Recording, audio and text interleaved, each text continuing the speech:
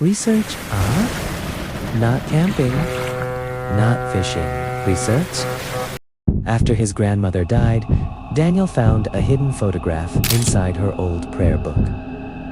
On the back, someone had written St. John's Island, 1958. One face had been circled carefully, his grandmother, but there was one problem. She would have only been 13 years old. The woman in the photograph looked 30. The island looked peaceful. Families cycled past old colonial buildings. Teenagers took selfies near the lagoon bridge. Nothing resembled the terrifying quarantine stories his grandmother used to tell. But the deeper Daniel walked into the island, the quieter everything became. At 11:43 p.m., Daniel reviewed footage from earlier that day.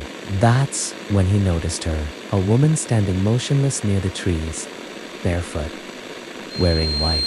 Her face was empty, blurred from movement. It looked like the camera itself refused to focus on her. Deep in the jungle, Daniel found a building that did not exist on modern maps. A quarantine ward, fully occupied. Inside were rows of patients beneath thin blankets. Some were missing fingers. Others watched him silently from the darkness. Then the nurse stepped outside.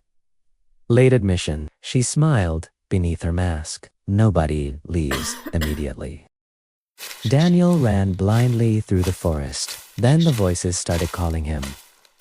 Men, women, elderly voices, children. Some sounded frightened.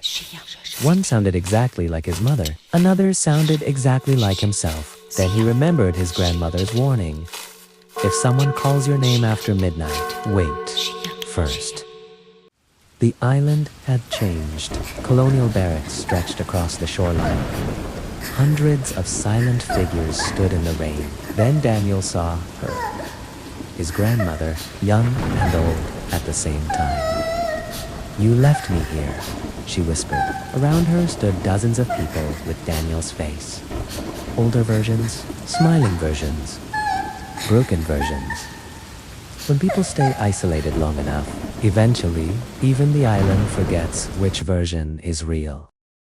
Daniel woke at sunrise beside the campsite. Police blamed stress.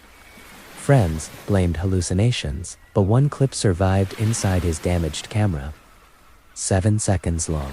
It showed Daniel standing outside his tent at 12:14 a.m., completely motionless. Then another Daniel walked slowly out from the darkness behind him. The second version leaned close to his ear and whispered something. Weeks later, Daniel's mother discovered an old quarantine record. Under his grandmother's name, someone had written, "Patient claimed replacement returned to mainland instead. Original, unaccounted for." Sometimes, late at night, Daniel still receives phone calls from unknown numbers.